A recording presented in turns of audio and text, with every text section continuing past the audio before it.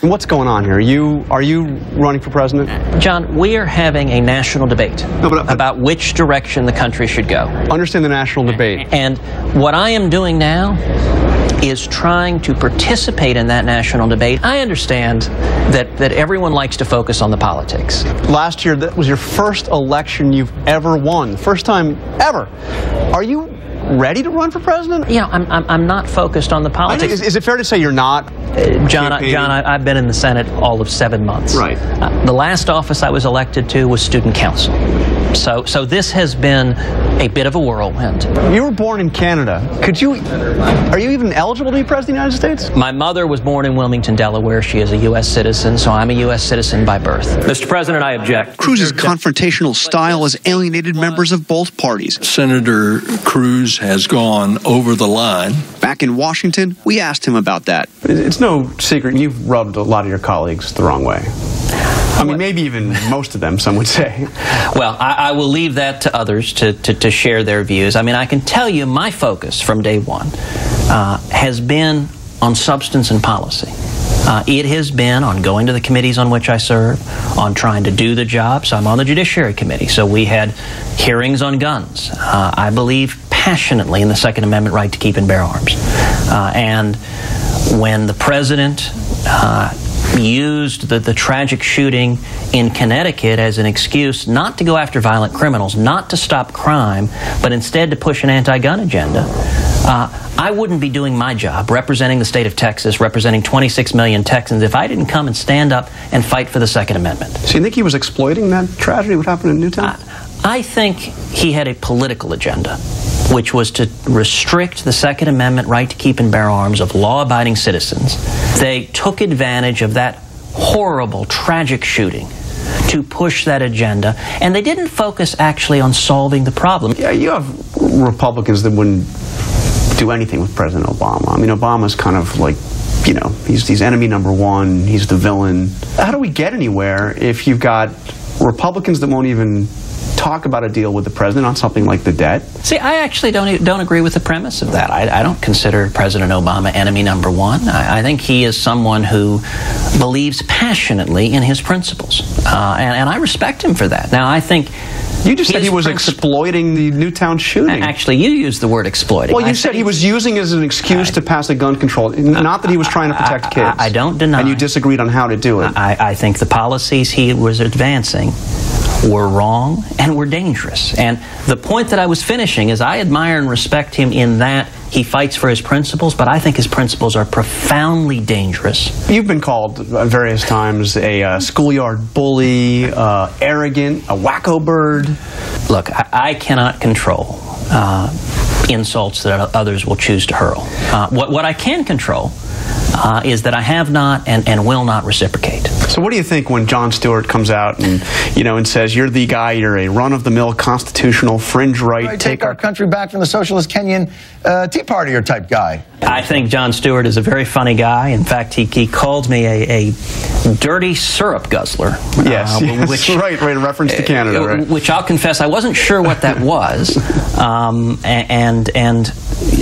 But I will tell you, in response to that, I did send Jon Stewart a letter saying that I rarely guzzled syrup. But any time that I did, it was Texas syrup. And I sent him a bottle of Texas syrup and invited him to a syrup festival in the state of Texas. Did you hear back from him? We got a very nice phone call back. Now, you recently said Republicans need to stop being, quote, like a bunch of squishes. Do you really think the problem with Republicans around here is that they're too moderate? I think the biggest reason Barack Obama got elected in 2008 is Republicans lost our way. We weren't standing for principles. When you have a national debt that is larger than our entire economy, the Democrats have driven that, but there are a whole lot of Republicans who were complicit. And the American people, I think, are fed up with politicians in both parties who are digging us deeper and deeper into debt and who are together disregarding the Constitution.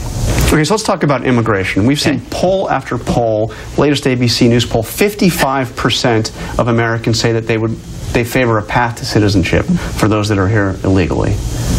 Are the majority of Americans wrong about this? You know, Jonathan, there is no stronger advocate of legal immigration in the U.S. Senate than I am.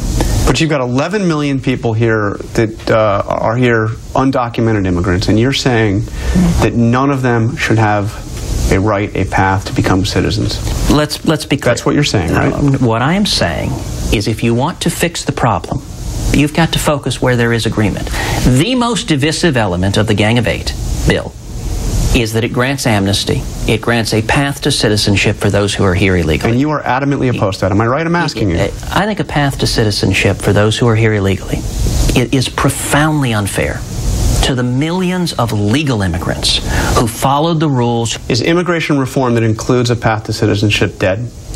I do not believe the House of Representatives will pass a path to citizenship. So it's done. It's not going to happen. And I think the White House knows that. So Senator Rubio has led the charge on this. I know that we must solve this problem once and for all, or it will only get worse, and it will only get harder to solve. If there's a captain of the Gang 8, it's Marco Rubio. So let me ask you, has he hurt his political chances? I mean, he was seen as possible frontrunner in 2016. What? Oh, I don't know. Marco Rubio is a friend of mine. He's a good man. I like him. I respect him. And I think on immigration, I think he proceeded in good faith. I think he believes in the Gang of Eight bill. But you also think he's dead wrong on it. If the Gang of Eight bill became the law, in another 10, 20 years, we wouldn't have 11 million people here illegally. We'd have 20 or 30 million. Senator Cruz is the son of a Cuban refugee, whose story he often cites as proof the American dream is real. He made 50 cents an hour, paid his way through the University of Texas, got a job. Cruz himself has a resume that looks like anything but an outsider. Princeton graduate, Harvard law degree, and the first Hispanic to clerk for the Chief Justice of the Supreme Court. You've got an interesting background for a senator. You argued a case before the Supreme Court at age 32. It's an extraordinary opportunity to stand before the U.S. Supreme Court. It takes your breath away. And we didn't have a prayer. We were not going to win that case. And I stood up, and for 30 minutes, there was not a single friendly question, not a single neutral question. Scalia beat up on you too? Scalia, Ginsburg, the chief. It was 30 minutes of getting pounded. It was like a head of tuna being thrown to a school of sharks. I will tell you, I have always liked the fact that I sit in my office and I look at a giant painting of me getting my tail whipped 9-0. And it is very good for instilling humility to look and see, okay, that's what it looks like to lose. Looking ahead to 2016, Cruz says Republicans must nominate an unapologetic conservative. In other words, somebody whose politics match his own. Nationally, it looks really tough for Republicans. You've lost 5 out of the last 6 popular votes, presidential elections. 18 states and the District of Columbia have gone Democratic in all 6 of the last 6 presidential races. That's 242 electoral votes. You know, if you look at the last 40 years, a consistent pattern emerges. Anytime Republicans nominate a candidate for president who runs as a strong conservative, we win. And when we nominate a moderate who doesn't run as a conservative, we lose. Back in Iowa, reporters continue to pepper Cruz with questions about his presidential aspirations. Is he going to run? You know, I am here. 160 words later, still no clear answer. Was that a no or yes? Lots more ahead. John Karl sticks around to join the roundtable. They'll weigh in on Ted Cruz and Liz Cheney jumping into the Wyoming Senate race and why we won't see her father on the campaign trail.